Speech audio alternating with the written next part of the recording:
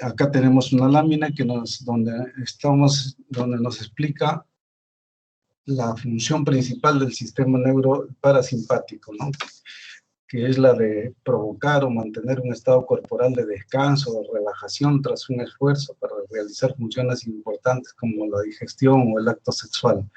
O sea, se encarga de hacer lo contrario del sistema simpático, ¿no? El sistema simpático es el que da el estrés, es el que da la dinámica, como se puede decir, ¿no? Por ejemplo, cuando ustedes van a dar un examen, hay nerviosismo, hay sudoración. Entonces, esos son efectos del sistema simpático, de la adrenalina, que le produce palpitaciones, hay un poco de aumento en la salivación. Todo eso es del sistema simpático, o sea, que los mantiene atentos. El sistema parasimpático es un sistema más de descanso corporal, ¿no? Como dice ahí la lámina. Actúa sobre el estrés del que estamos hablando, disminuyéndolo. Por ejemplo, disminuye las palpitaciones, o sea, la taquicardia, disminuye el estado de emergencia en el que se encuentran. Realiza funciones opuestas completamente al sistema simpático, ¿no?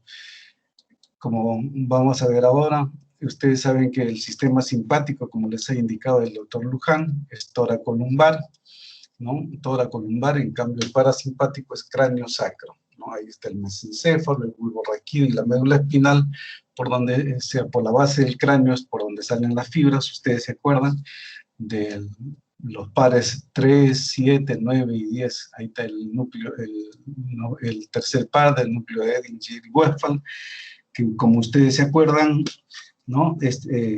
Inerva el esfínter del iris y el músculo ciliar, ¿no?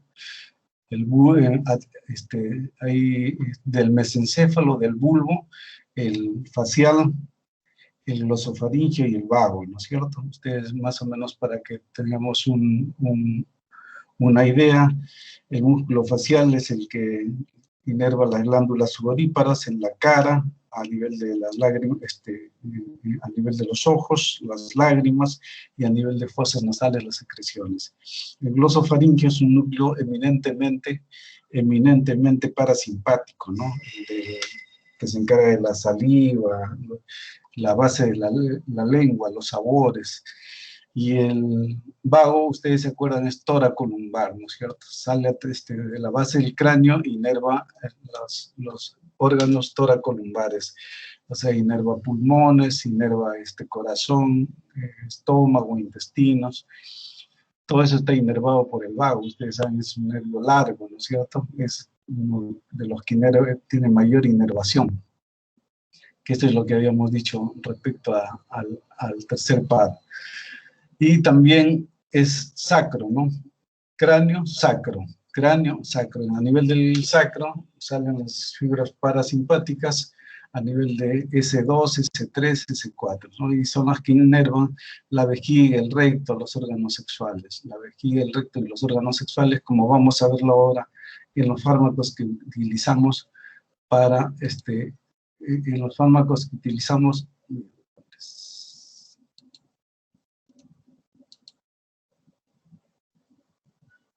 doctor, no sé. Para los fármacos que utilizamos para estos diferentes órganos. Se fue la pantalla, ahorita va a aparecer. ¿Ya apareció? Sí, ¿no? Sí, doctor, ya. No, ok. Entonces seguimos.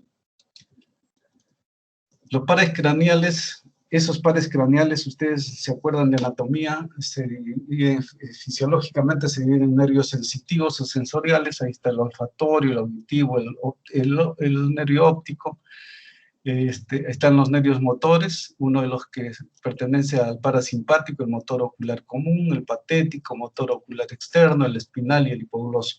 Y los mixtos, donde están los que estamos estudiando, el motor ocular común de los nervios motores, y de los nervios mixtos está el trigémino, el facial, el glosofaringeo y el vago, ¿no? Ustedes se acuerdan fisiológicamente, ¿no? Sí, o sea, estos son motores, y estos de acá, el facial, glosofaringeo, vago, motores y sensitivos. Por eso decía el músculo, el tercer par, el motor ocular común, inerva el esfínter del iris y el músculo ciliar, ¿no es cierto?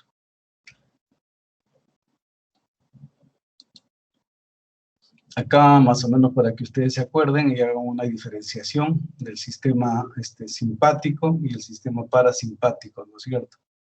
El sistema parasimpático y el sistema simpático.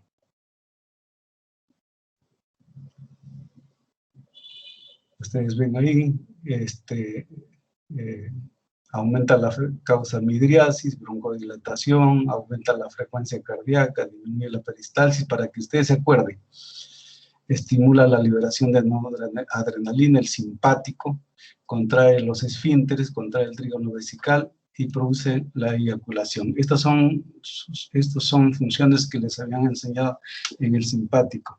En cambio, el parasimpático causa miosis, broncoconstricción, disminuye la frecuencia cardíaca, ¿no?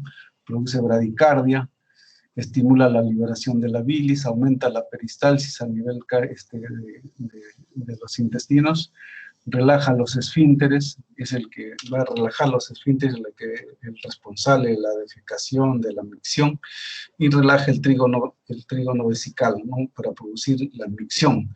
Produce la erección del pene, mientras el simpático produce la erección del pene, el que se encarga de la eyaculación es el simpático, ¿no?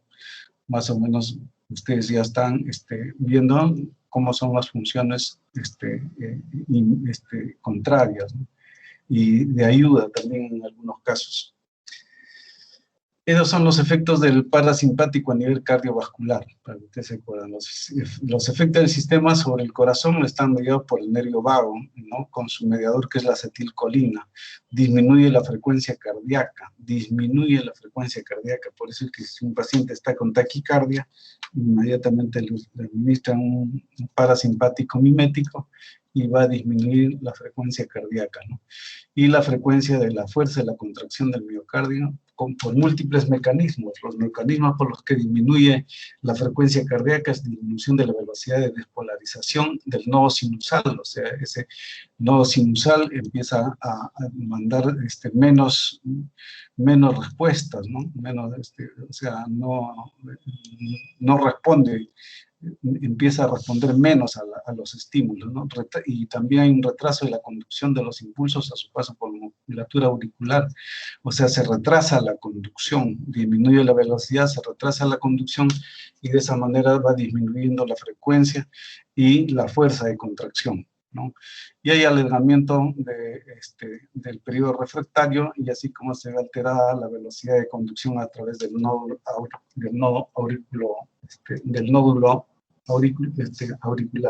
auriculoventricular.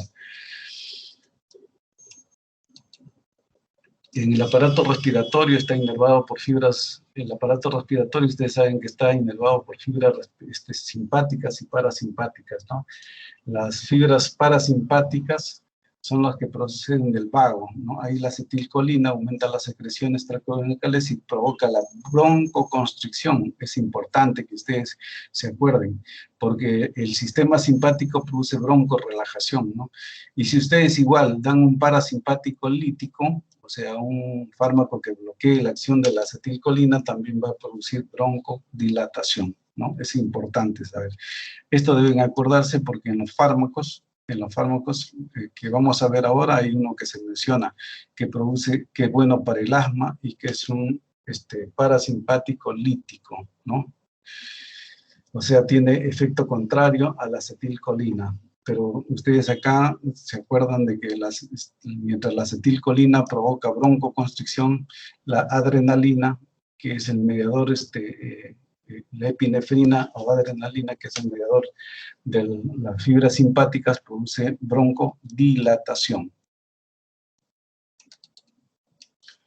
A nivel del aparato gastrointestinal, el parasimpático va a ir sobre la inervación parasimpática del intestino que discurre, les decía antes, discurre desde el estómago hasta la parte del ano y produce aumento del tono muscular liso gastrointestinal, o sea, más o menos para que ustedes tengan una idea, ¿no? Aumenta el tono y la peristalsis, los movimientos que hacen que el bolo alimenticio y posteriormente a nivel de intestino delgado y luego a nivel de intestino grueso, el bolo fecal, avancen, ¿no es cierto? ¿Por qué? Porque aumenta el tono de la musculatura y la peristalsis, ¿no? El movimiento peristáltico hacia abajo. O sea, se va contrayendo desde arriba hacia abajo, haciendo que el bolo alimenticio primero y el bolo fecal después avancen hacia el ano, ¿no? Relaja el esfínter gastrointestinal y produce la defecación, ¿no? Estimula la secreción a nivel del epitelio glandular, a nivel del estómago, y por lo tanto hay aumento de la gastrina, la secretina y la insulina. Esto ayuda mucho en la sensación del hambre, ¿no es cierto? El parasimpático es responsable prácticamente de que se produzca el hambre, ¿no? Por los aumentos de secreciones de gastrina, secretina y la insulina, que sirve indudablemente para el metabolismo, que actúa sobre el metabolismo de esos alimentos.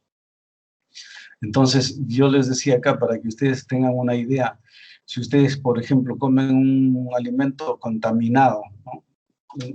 Cualquier persona come un alimento contaminado y si está contaminado con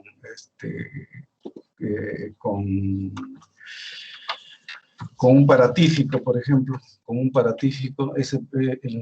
los paratíficos producen esta intoxicación a nivel de la musculatura y aumentan más el tono, ¿no es cierto? De tal forma que al aumentar el tono y la peristalsis produzcan diarreas. Y cuando el alimento está muy bajo, provocan las diarreas, y cuando está todavía en el estómago y no ha sido, no ha formado todavía el bolo alimenticio bien, se producen las náuseas y el vómito, ¿no es cierto? Por esa intoxicación aumenta la acetilcolina, hace que aumente el tono muscular a nivel gastrointestinal.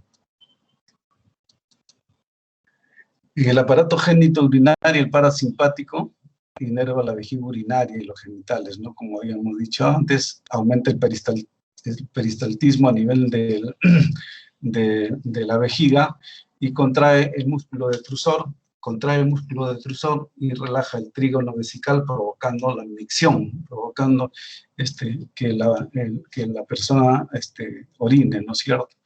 Entonces se encarga de la defecación y de la micción, ¿no es cierto? Esto igual, le pongo un ejemplo, que de aumento de la peristalsis por toxicidad, por ejemplo, en las mujeres se ve un poco más las infecciones urinarias, ¿no? ¿Por qué? Porque las mujeres en algunas oportunidades tienen la orina poco contaminada, pero muchas mujeres no van al baño por vergüenza o porque están trabajando, o el acto de la micción lo postergan, ¿no? Y la vejiga, ¿qué ocurre con la vejiga? Se llena.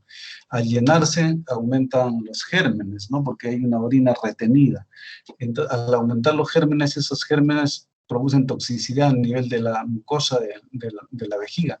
Ese aumento de toxicidad irrita la vejiga de tal forma que aumenta el peristaltismo a nivel de la vejiga contrae más el músculo detrusor y relaja el trígono de tal forma. Esta relajación es intermitente prácticamente. Entonces la paciente, ¿qué siente? Siente deseos de orinar a cada rato. Cuando va a miccionar, micciona por poquitos y hay dolor, ¿no? Y hay dolor por la irritación que se ha producido ahí. Esos son por efectos irritativos o infecciosos, como les estoy explicando. En cuanto al neurotransmisor, así como el neurotransmisor del sistema simpático es la adrenalina o epinefrina, el neurotransmisor del parasimpático es la acetilcolina, ¿no? La acetilcolina, que se produce en las fibras preganglionares simpáticas. Acuérdense que se produce también en las fibras preganglionares simpáticas, o sea, las fibras preganglionares simpáticas, antes de producir la adrenalina, producen la acetilcolina, ¿no? Y también se producen las fibras pre- y postganglionares simpáticas, ¿no? En las fibras pre y postganglionares parasimpáticas, esta neurotransmisor, la acetilcolina. Y su composición es colina y esteracético, ¿no? Que está almacenada en las vesículas sinápticas glandulares en la terminación nerviosa. Se degrada por hidrólisis, ¿no? Se degrada por hidrólisis esta acetilcolina, ¿no? La acetilcolina esterasa es la que degrada por hidrólisis, la acetilcolina esterasa. Hay dos tipos de acetilcolina esterasa. Uno que es la verdadera, que está en la membrana presináptica, y la pseudocolina esterasa plasmática o tirilcolina esterasa que está en la bilis, en el hígado, en el intestino, que se produce en menor cantidad, ¿no? Esta es la que se produce en mayor cantidad y específicamente para metabolizar la acetilcolina. Estos son los efectos, hablamos ya del efecto, qué cosa es lo que produce, ¿no? Ya no tanto la inervación, sino qué cosa es lo que produce a nivel de los órganos, ¿no? A nivel de los efectos de parasimpático-mimesis, o sea, los que actúan aumentando el efecto de la acetilcolina o provocando el efecto colinérgico, producen la miosis, ¿no es cierto? La miosis, que es contrario a lo que les decía que produce el simpático, ¿no es cierto? Disminución de la presión intraocular, disminución de la presión intraocular. Entonces, si produce disminución de la presión intraocular, ya ustedes se están imaginando, hay algunas enfermedades que producen aumento de la presión ocular, ¿no? Aumento del glaucoma, por ejemplo, ¿no? El glaucoma. Entonces, cuando ustedes usan un muscarínico, disminuirán la presión intraocular, ¿no? Entonces, ya estamos hablando de la parte clínica, ¿no? ¿Para qué se usan los parasimpáticos miméticos? Para disminuir la presión intraocular, por ejemplo, el glaucoma. El glaucoma es una enfermedad que se caracteriza porque hay alteraciones a nivel de los conductos de Skene y hay aumento de la presión intraocular, ¿no? Ahora vamos a verlo en la siguiente lámina. Producen incremento de todas las secreciones, refuerzos de la acomodación, ¿no? Ustedes acuérdense que hay algunas enfermedades que producen nistagmus, ¿no? Porque hay alteraciones a nivel del parasimpático, o sea, el ojo cuando se mueve hacia delante o hacia la parte interna o hacia la parte externa, hace un movimiento ligero, eso sí, de acomodación. Eso se llama nistagmus, ¿no? Porque el ojo normalmente debe irse a la parte interna, a la parte externa, hacia arriba, hacia abajo, o a las partes laterales. Ese efecto debe ser inmediato, ¿no? Pero en algunas personas no es tan inmediato, demora unos segundos y uno puede observar ese movimiento de acomodación. Incremento de todas las secreciones, como les decía, incremento de todas las secreciones, bradicardia, produce bradicardia. Estos son los efectos muscarínicos, ya de la parasimpático-mimesis. Bradicardia, les hablaba del vago, hipotensión, del vago, broncoespasmo, también del vago, ¿no? Broncoespasmo, que habíamos hablado antes, estoy repitiendo para que ustedes capten mejor. Incremento de la actividad muscular intestinal, ¿no? ¿Se acuerdan de los cólicos? Los cólicos. Por eso es que en los cólicos, les voy adelantando, porque eso se ve en las láminas siguientes, hay un cólico y ustedes ¿qué usan para inhibir ese aumento de la acetilcolina? Un parasimpático lítico, ¿no? Que lo vamos a ver ahora. Incremento del tono y la motilidad del aparato genitourinario, como les hacía referencia, por intoxicaciones alimenticias o por infecciones, por intoxicación por tóxicos de las bacterias. Estos son los efectos muscarínicos que son los mayores, y los efectos un poco menores son los nicotínicos, que es el aumento de la respiración, de la cantidad de la frecuencia respiratoria, vasoconstricción discreta y antidiuresis. Cuando una persona fuma un cigarrillo por primera vez, por ejemplo, la nicotina produce cierto grado de vasoconstricción. Por eso la primera vez que fuman esa vasoconstricción sí sienten palidez en la cara, ¿no? Por ese efecto, que después va disminuyendo por el acostumbramiento. Y antidiuresis, ¿no? Antidiuresis, o sea, llenado vesical. Es uno de los efectos nicotínicos discreto. Este efecto de la parasimpático mimesis, o sea, estos efectos se pueden producir por efecto directo, o sea, por estímulo directo sobre los receptores de la acetilcolina, ¿no? La acetilcolina actúa directamente sobre los receptores y produce todos estos efectos. En cambio, se puede producir también en forma indirecta, ¿no? ¿Cómo se produce en forma indirecta? ¿Por qué? Porque se bloquea el que se metabolice rápidamente la colinesterasa. Al permanecer más tiempo la colinesterasa en la sinapsis, entonces va a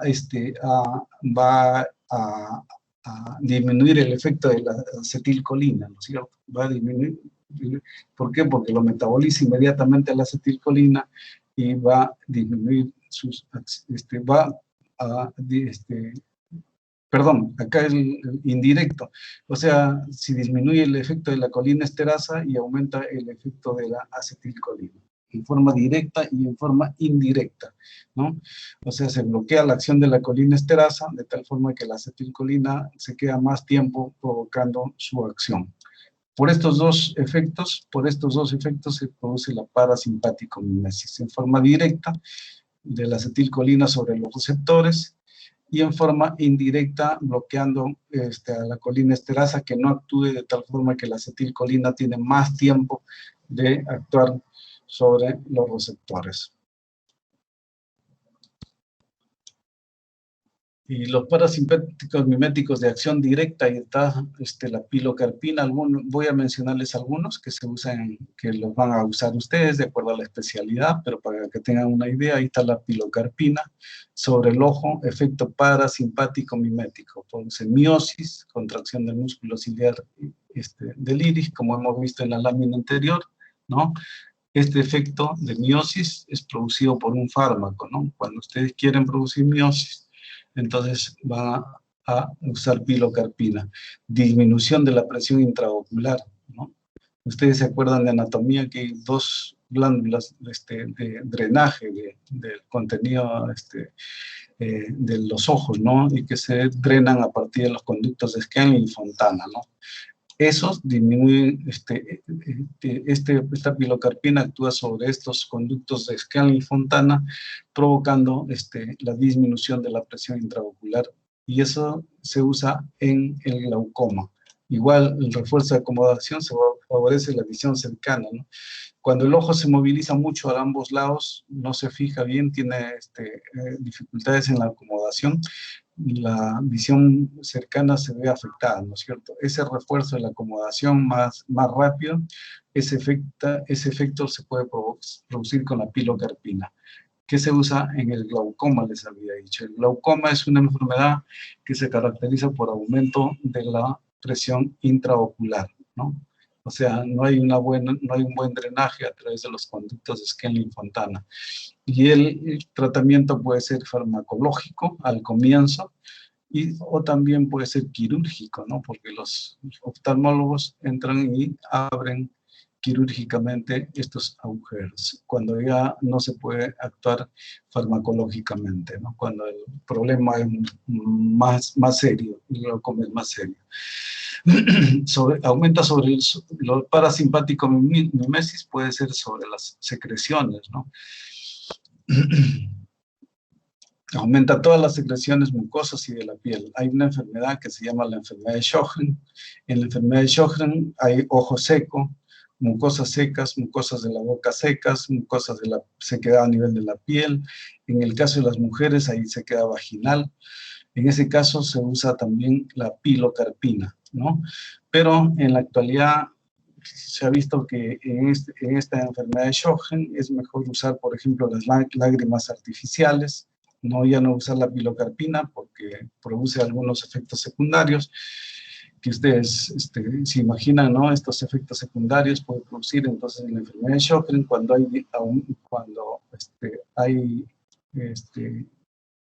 cuando uno quiere aumentar las secreciones, ya no usa una pilocarpina, les decía, sino usa lágrimas artificiales, saliva artificial, y a nivel de vagina se usan cremas lubricantes. El beta-anecol es otro de los parasimpáticos miméticos, ¿no? Tiene un efecto que aumenta el tono a nivel gástrico y vesical cuando hay atonía gástrica o vejiga perezosa, ¿no? Actual son los agonistas como la metoclopramida, el primperan o la cisaprida, el gastromet. Ustedes habrán pacientes que se acerquen y les digan que tienen una disminución en la digestión, ¿no? Comen e inmediatamente tienen tendencia a vomitar, ¿no? En esos casos, ustedes administran primperan para aumentar la parasimpática mimesis, ¿no? Y de tal forma que disminuyan el efecto de la náusea, el vómito, y aumenten la capacidad de ese paciente a producir el bolo alimenticio para que vaya directamente a una digestión normal. Pero les hablaba de los directos, ¿no? O sea, directamente sobre los receptores. Acá vamos a hablar sobre la parasimpático mimesis indirecta, sobre la acetilcolinesterasa, ¿no? O sea, destruyen la acetilcolinesterasa de tal forma que la acetilcolina se mantiene mayor tiempo a nivel de los espacios sinápticos, ¿no? Y ahí están los agentes organofosforados, ¿no? Que funcionan como semisustratos y que los hace muy estables al conjugarse con las serinas del centro activo fosforilado, ¿no? O sea, estos órganos fosforados, al comportarse como semisustratos, hacen que el efecto sea irreversible, o sea, que haga un enlace que no se va a destruir fácilmente, ¿no? Por lo tanto, hace que la acetilcolina tenga estragos, haga efectos muy serios, ¿no? Entre esos efectos serios, ustedes ya se imaginarán, pues, ¿no?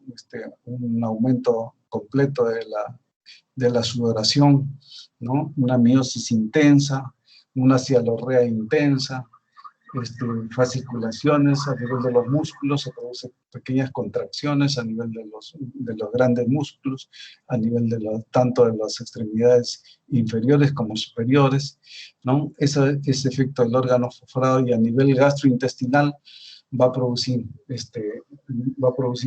aumento del tono intestinal, ¿no? De tal forma que produce cólicos, ¿no? ¿Por qué? Porque aumenta. Todo esto en forma, por este enlace del semisustrato, hace que dure más, ¿no? Pero este efecto puede ser modificado, como lo vamos a ver ahora, por una parasimpaticolisis, este efecto irreversible. Y los efectos reversibles son los que simulan a la acción normal, ¿no? Son los efectos irreversibles. La acetilcolinesterasa se hidroliza el enlace estérico carbomoil, pero con más lentitud que para hidrolizar a la acetilcolina, ¿no? O sea, es un efecto reversible, farmacológico se puede decir, no farmacológico, que se usa en farmacología. O sea, disminuir el efecto de la acetilcolinesterasa, disminuirlo, pero no anularlo, como en este caso, como en el caso de los irreversibles, ¿no? De tal forma que tenga la oportunidad de que la acetilcolina permanezca más tiempo en la unión, en el espacio nervioso, ¿no? Y ahí está el neostigmine. Estos son los fármacos, estos son los agentes que producen este efecto irreversible, el órgano fosforado. A nivel de los reversibles está la neostigmina, que se conoce comercialmente como prostagmine, vienen inyectables para la administración intramuscular y endovenosa. Y la piridostigmina, que es el mestinón, que viene oral. Esto es importante, la piridostigmina, ¿no? ¿Por qué? Porque les voy a decir, el neostigmine o el prostagmine se usa para que actúe sobre la placa motora, aumenta el potencial de contráctil y produce respuestas repetitivas a un solo estímulo. Este efecto de aumentar la potencia contráctil y respuestas repetitivas hace que hace que incremente la función motora intestinal y vesical y aumenta las secreciones a nivel gástrico. estos efectos que les acabo de mencionar hace que este fármaco, la neostigmina o la prostigmina, se usaban en los pacientes posoperados. Los cirujanos generales cuando actúan, o los cirujanos que actúan sobre el abdomen, ya sean los ginecólogos o los cirujanos generales, cuando se produce mucha manipulación a nivel intestinal, hay incisiones demasiado grandes en las que se manipula mucho las asas delgadas, las asas gruesas, entonces esos intestinos se resienten, se podría decir, ¿no? Y eso hace que disminuya, que entre en un hilio que se llama, o sea, disminución del movimiento intestinal.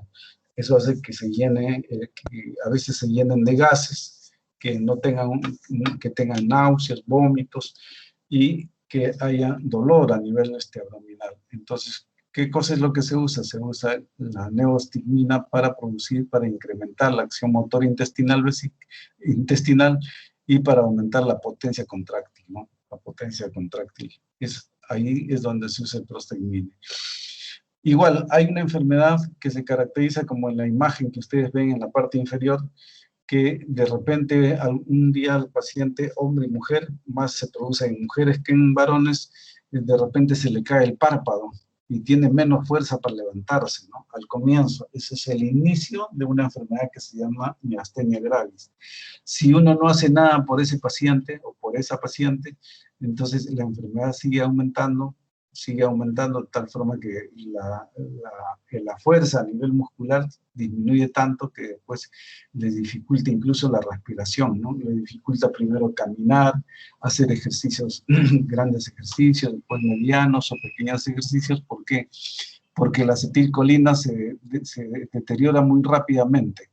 Entonces necesitamos el efecto reversible de un fármaco, y este fármaco va a ser la piridostigmina, o mestinón oral, la piridostigmina, comercialmente llamado mestinón, que va a hacer que la acetilcolina esterasa actúe más lentamente, de tal forma de que la acetilcolina tenga la oportunidad de hacer un efecto mayor a nivel de la placa mioneural. Seguimos.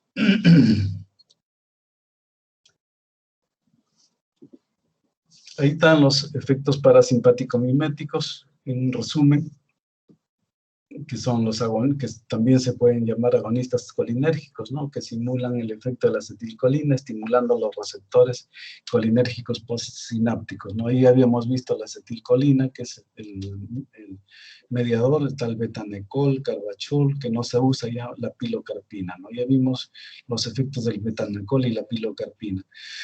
Y los anticolinesterásicos, o sea, que disminuyen la acción de la colinesterasa, ya sea en forma reversible, como les había dicho en la lámina anterior.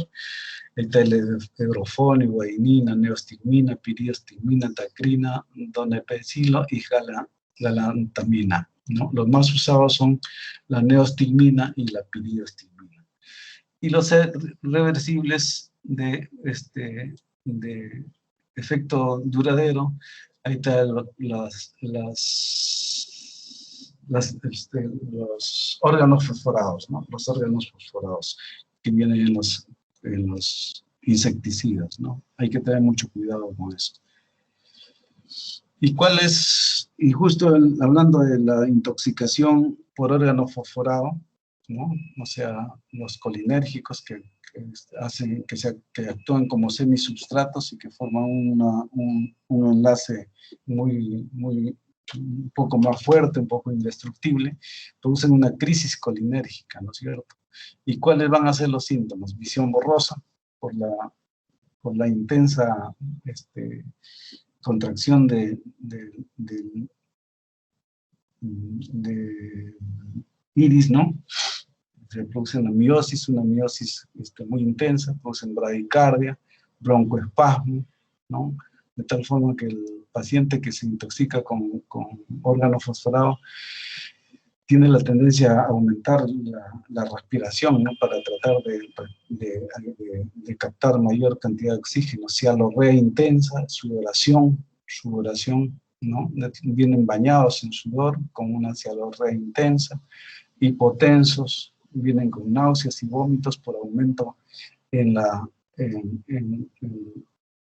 aumento de la peristalsis y aumentos a nivel del intestino delgado y del estómago, calambres abdominales y musculares, miosis, lagrimeo intenso y debilidad generalizada, ¿no es cierto? ¿Cuál es el tratamiento que ustedes van a hacer? Todavía se ve intoxicación por órganos fosforados, ¿no? Todavía se ve, sobre todo donde haya agricultura, ¿no? Porque usan sus mochilitas para fumigar, y a veces esas mochilas que los llevan en la espalda, a veces se les derrama encima del cuerpo y el órgano fosforado se absorbe bien a nivel cutáneo, ¿no? Y llegan con este tipo de intoxicaciones y ustedes ya deben saber cómo actuar, ¿no? Ahí está la atropina, es uno de los tratamientos fundamentales, y puede ser la escopolamina, la omatropina, o la pralidoxina, ¿no? O la pralidoxina, que es más directo sobre el órgano fosforado. La atropina es lo que más se usa, ¿no? Es lo que más hay para tratar este tipo de pacientes. Y la atropina es un medicamento natural, ¿no? Igual que la escopolamina, son naturales, derivados de la belladona, ¿no? Derivados de la belladona, una planta natural. De ahí se saca la atropina, que hasta nuestros días existe y que es bastante bueno. Se usa en todos los cólicos y en salas de operaciones también, cuando se producen bradicardias intensas, ¿no? Ahí están que pertenecen a los parasimpaticolíticos. Estamos hablando ya de parasimpaticolíticos, de aquellos que destruyen el efecto de la acetilcolina. Los naturales y los semisintéticos, acá hay que tomarlos en cuenta bien. Ahí está la omatropina, el metilbromuro de omatropina, la novatropina, y algo que ustedes deben conocer ya, probablemente en alguna oportunidad lo han escuchado o lo han usado, el butilbromuro de iosina, o también llamado buscapina comercialmente, ¿no? El metilbromuro de escopolamina, el escapin, que también está comercialmente en nuestro país. El bromuro de hipatropio, que es un parasimpático lítico. Ustedes se acuerdan que yo les había dicho que el parasimpático a través de la acetilcolina produce broncoconstricción.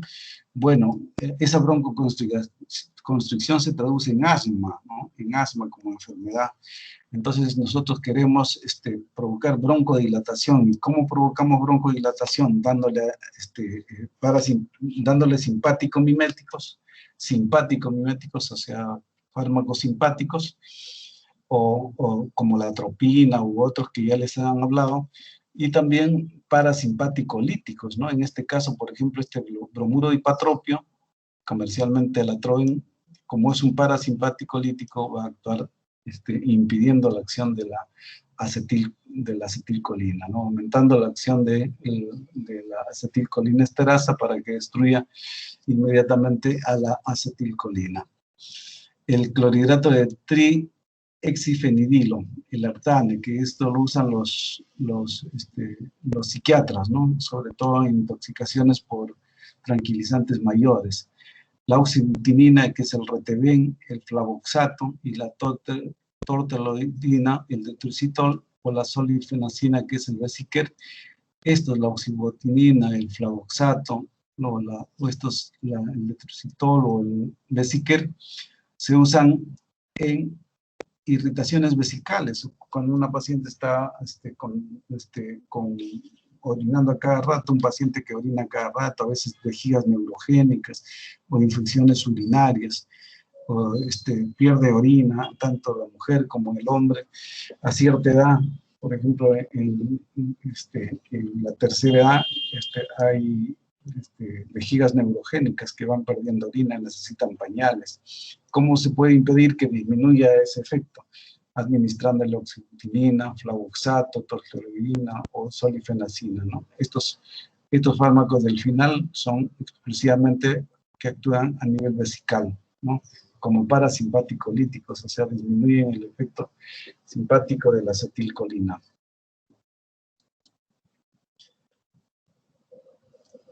Y este es el mecanismo de acción, ¿se acuerdan ustedes de los parasimpaticolíticos? Por antagonismo competitivo sobre el receptor muscarínico, ¿no es cierto? Se absorben por todas las vías, la atropina se absorbe por todas las vías, en los pueblos en los pueblos de la serranía, en la costa o en la selva, todavía usan belladona, ¿no? La planta belladona misma como un ungüento, y cuando los niños tienen cólicos lo administran por vía externa, ¿no? Frotan en el abdomen, en la parte externa, a nivel de la piel, porque saben que la belladona es un predecesor de la atropina, ¿no es cierto? Y si lo calientan un poco, esa atropina va a ser absorbida con mayor facilidad, de tal forma que está demostrado que se absorben por todas las vías estos parasimpaticolíticos. Llegan bien a todos los tejidos, se metabolizan a nivel hepático, por hidrólisis o por demetilación, y se eliminan a nivel renal. Les vuelvo a insistir sobre los efectos terapéuticos. A nivel del sistema nervioso central producen excitación, por eso es que es importante que lo conozcan.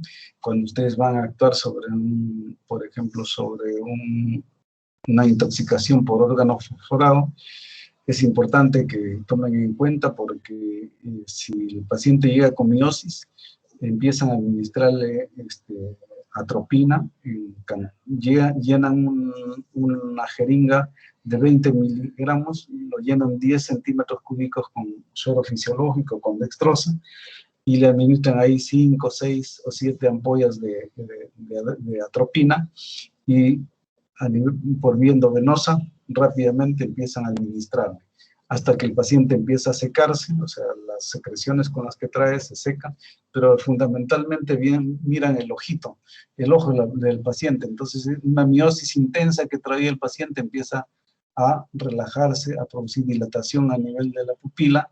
Entonces, eso significa que ya que ya están llegando a un nivel terapéutico, ¿no?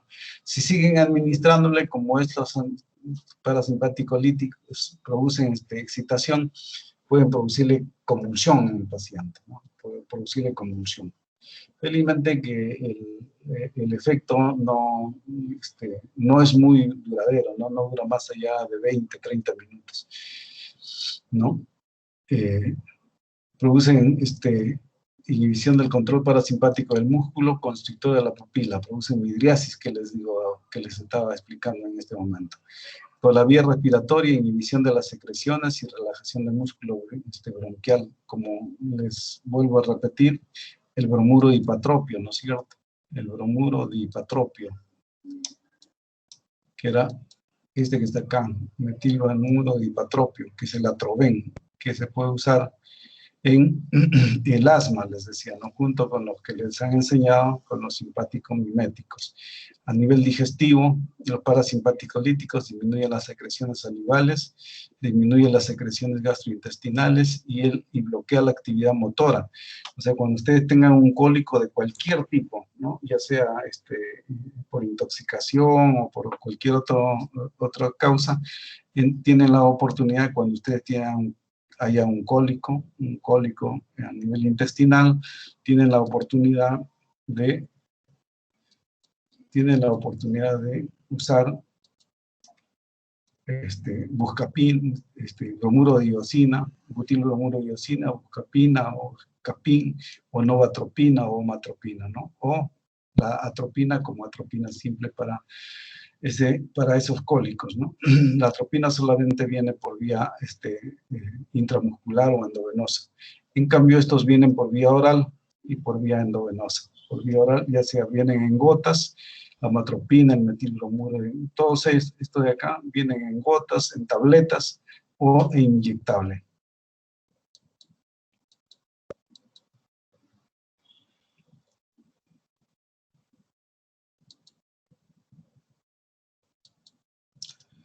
Entonces, a nivel del corazón producen taquicardia, la atropina va a producir taquicardia. ¿Se acuerdan ustedes que decía que en sala de operaciones, cuando hay bradicardias, inmediatamente usan la atropina? Y a nivel de la vejiga produce relajación. Les vuelvo a repetir el efecto de la atropina para que se les quede grabado. Ahí está, en el ojo produce midriasis hasta por 2 semanas, ¿no? Cuando un paciente va a un oftalmólogo y quiere hacerle un fondo de ojo, le dilata con atropina, pero tiene que las dosis tienen que ser mínimas porque hay un efecto de dilatación constante, ¿no? De tal forma que después de repente el paciente sale con una dilatación marcada y no va a poder caminar, ¿no? La luz ingresa con demasiada intensidad y eso impide que camine, que vea bien. A nivel del corazón produce taquicardia, que les había dicho antes, en sala de operaciones, se usa bastante con taquicardias. A nivel de pulmón, disminuye las secreciones bronquiales y produce broncodilatación. Glándulas sudoríparas y salivales disminuyen sus secreciones. Y a nivel digestivo, reduce la motilidad intestinal y reduce el tono intestinal. A nivel del tracto urinario, contrae el esfínter uretral, causando retención urinaria. Y por eso les hacía referencia en los viejitos, el uso de los fármacos que habíamos dicho, el flavoxato, el Vesiquer, la tolterodina y a nivel del sistema nervioso central producen excitación, alucinaciones en casos de intoxicación. Ahí les hablaba de la convulsión, si ustedes se pasan de la administración en la dosis indicada. ¿En dónde se indica la atropina? En preoperatorio para disminuir las secreciones, para producir cierto grado de bradicardia, para mejorar la dilatación bronquial, en oftalmología para el examen fondo de ojo, en intoxicación de órganos fosforados que hablamos y en el asma bronquial, ¿no? En el asma bronquial. Muy bien, este es el mensaje que les traía hoy día para parasimpático, para el sistema parasimpático. Podemos conversar, preguntas. Preguntas.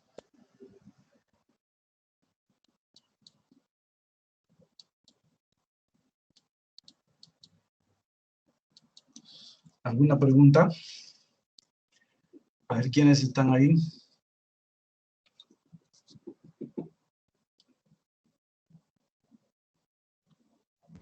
Doctor, me parece que no hay ninguna pregunta, les ha quedado todo claro, creo. Ya, seguro, ¿no? Hay 83 asistentes, bueno, 82. Muy bien. Muy bien, Fabi. Entonces, ¿cuándo nos vemos? El día miércoles, doctor. ¿A qué hora? Le dije de 10 a 11. ¿Está 10 bien? a 11, ya, listo, de 10 a 11. ¿Ya? Ya, doctor. Doctor, las diapositivas me las manda el día de hoy por mi correo, por favor. ¿No? Hasta luego, gracias. Gracias, doctor. Hasta luego. Hasta luego.